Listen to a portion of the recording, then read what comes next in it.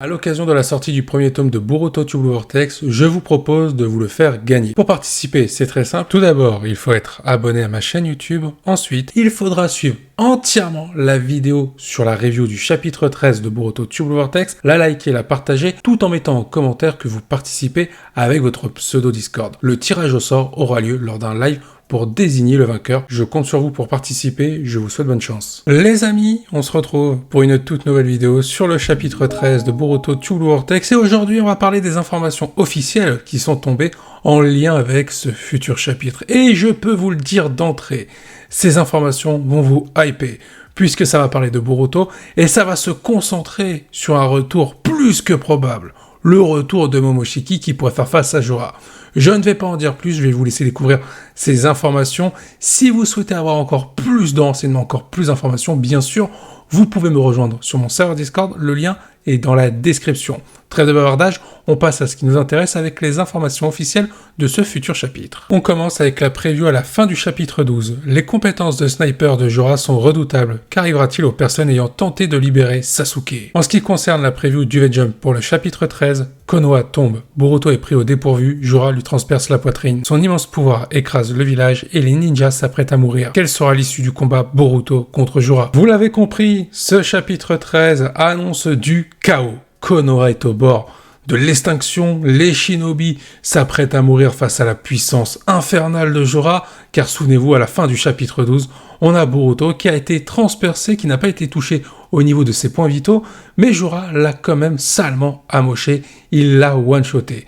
Qui peut donc vaincre Jorah à l'heure actuelle? Parce que clairement, si on parle de niveau individuel, il n'y a aucun shinobi qui peut vaincre Jorah. Kawaki, on l'a vu, il s'est fait défoncer face à Jorah et ça a été très rapide. Boruto, il était conscient qu'il était inférieur face à cet adversaire, il avait proposé une alliance avec Kawaki pour tenter de le vaincre, mais Kawaki avait refusé. On a vu que Sarada, elle était blessée parce qu'elle a tenté de récupérer l'épine de l'âme permettant de libérer Sasuke, mais Jorah ne l'a pas entendu de cette oreille. Il l'a également one-shoté au niveau de son bras. Il reste Sumire, mais est-ce que ça peut suffire?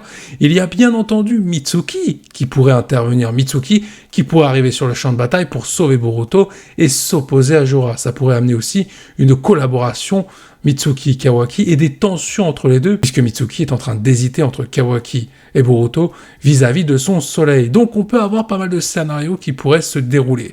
Mais il y a surtout un moment de bascule qui pourrait arriver, et ça va concerner Boruto. Momoshiki pourrait-il faire son retour dès le chapitre 13? Alors, clairement, cette hypothèse, elle est plus que possible. Alors pourquoi je dis ça? Parce qu'à chaque fois que Boruto s'est retrouvé dans cette situation-là, pris au dépourvu par rapport à son adversaire, ça pouvait être face à Code à l'époque, notamment à la fin de la partie 1, on a un Boruto qui est blessé, un Boruto épuisé suite à son affrontement en binôme avec Sarada face à Hidari. On a donc un Boruto qui est à l'article de laisser place à Momoshiki. Ça peut se traduire de plusieurs manières. Peut-être que Momoshiki va s'immiscer dans l'esprit de Boruto pour tenter de le convaincre en lui disant « Écoute, là, on est dans une situation dramatique, si on ne fait rien, Konoha va y passer. Donc, dans ton intérêt, laisse-moi prendre la place, laisse-moi prendre le contrôle de ton corps pour que je puisse affronter Jorah. » Sauf que Boruto, il va hésiter, il se dit que là, il a une menace en lui. Si Momoshiki ne tient pas sa parole, c'est tout le monde qui est condamné. La menace, ce n'est plus Jorah, ce serait lui. Est-ce que Boruto pourrait dire à Momoshiki « Non, je ne veux pas de ton aide ?» Il est dans une situation où il est au pied du mur. Donc Boruto va devoir agir très vite. Après, il est possible aussi qu'il n'y ait aucune discussion entre Boruto et Momoshiki, qu'on ait un Momoshiki qui prenne directement le contrôle du corps de Boruto, et on ait le retour de Borushiki face à Jorah. Parce qu'on nous parle bien de l'issue du combat entre Boruto et Jorah. Il n'est pas impossible que d'autres personnages aient un rôle à jouer. Je l'ai dit, Kawaki pourrait épauler Boruto si Boruto arrivait à se relever. Mais on est plus proche d'un Boruto avec la possession de Momoshiki face à Jorah que Boruto et ses amis contre Jorah. En tout cas, ce serait le moment idéal de faire revenir Momoshiki. Parce que Boruto, on l'a vu dans les chapitres précédents, il avait peur du Kama, il avait peur de Momoshiki et de ce qu'il était capable de faire en s'octroyant les pouvoirs de Boruto. Parce que là, clairement, au niveau du glow-up des pouvoirs de Boruto, ce n'est plus la même chose de ce qu'on avait vu dans la partie 1. Là, si Momoshiki prend le contrôle du corps de Boruto, il aura en sa possession des techniques redoutables, capables de tuer toute personne. Alors, oui, les ennemis de Boruto, mais aussi les amis de Boruto, car il y a le Rasengan no Joiko. Il est clair et net que Boruto est clairement plus fort de ce qu'il a été à la fin de la partie 1. Donc souvenez-vous, quand Boruto était sous l'emprise de Momoshiki, c'était déjà un danger redoutable, c'était déjà dangereux, une vraie menace. Donc imaginez Momoshiki qui aurait les pleins pouvoirs, la pleine possession du corps de Boruto, ce serait une véritable catastrophe. Mais là, la situation l'exige. S'il y a bien un qui est capable de protéger Boruto, qui est sur le point de se faire tuer par Jorah, car Jorah considère Boruto comme une menace, c'est Momoshiki qui peut intervenir, car Boruto, il ne doit absolument pas mourir, car s'il meurt, Momoshiki sera amené à mourir. Donc, il est évident qu'il risque d'intervenir pour sauver sa propre vie avant tout. Je voudrais aussi insister sur le point qui a été évoqué dans la preview du V-Jump, Konoha, la chute. Est-ce que Konoha va tomber dès le prochain chapitre? En soi, ça a déjà commencé, mais j'ai un petit problème avec ça. Alors, ok, Jorah est capable de détruire le village, de tuer les shinobi qui sont présents, il a la puissance nécessaire, une puissance colossale, disons-le. Mais j'ai un souci, c'est l'absence de l'ancienne génération. Alors j'en avais déjà parlé dans mes vidéos précédentes, mais clairement là, on ne voit que la nouvelle génération et des shinobi random en train de tenter de combattre Jorah. Donc c'est évident que cette génération n'est pas de taille. Je prends pas en compte le fait que Boruto soit là et même Kawaki, ce sont des exceptions, mais j'aurais aimé quand même qu'on nous montre cette menace vraiment crédible dans le sens où elle est capable de mettre des tollés, des raclés à l'ancienne génération. Un Kakashi par exemple qui se fait maîtriser en quelques instants, là on parle du 6e Hokage, ça aurait été intéressant, Tsunade également, Rock Lee, Soji, Kiba, ça aurait renforcé la crédibilité de cette menace. Alors évidemment, elle est présente, elle est omniprésente, j'ai envie de dire, Jorah, c'est le gros morceau, il faut le vaincre pour sauver Konoha et aussi sauver Sasuke par la même occasion, puisque Jorah possède l'épine de l'âme. Je pense qu'en termes de crédibilité, sur certains points, il manque quelque chose. Alors, il est vrai aussi que Konoha pourrait se faire détruire, non pas que grâce à Jorah. N'oublions pas qu'il y a 2 autres Shinju, l'alter ego de Bug qui veut s'en prendre à Eda, qui risque de tomber sur Daemon et faire face à Mitsuki, ce qui pourrait empêcher l'intervention de Mitsuki pour sauver Boruto. Mitsuki serait obligé d'affronter l'alter ego de Bug, et on aurait Matsuri qui, elle, va s'occuper de Konohamaru, un Konohamaru qui ne pourra donc pas intervenir face à Jorah pour protéger Boruto. Il devra faire face à son adversaire pour tenter de protéger Konoha dans un premier temps, mais surtout, deuxième enjeu, de sauver Moegi, parce qu'en combattant le personnage de Matsuri, en ayant vu ce qui est arrivé avec Hidari et cette transformation en épine de l'âme permettant de libérer Sasuke, Konohamaru comprendra que s'il arrive à vaincre Matsuri, il pourra libérer Moegi. Mais il devra se surpasser. Pour l'instant, de ce qu'on a vu, Konohamaru, il n'a pas été ridicule face à Hidari. Mais bien sûr, on en attend bien plus de ce personnage. Revenons sur l'hypothèse que j'ai évoquée un petit peu plus tôt, Momoshiki qui pourrait donc se réveiller pour prendre le corps de Boruto et faire face à Jorah. On va prendre en compte aussi le personnage de Kawaki parce qu'il y a un scénario très intéressant qui pourrait mener au combat Boruto contre Kawaki, ce fameux combat qui nous a été teasé au début de l'œuvre, là où Konoha avait été ravagé. Là, on nous tease que Konoha va tomber, que les shinobi sont vraiment au bord de se faire éliminer par Jorah.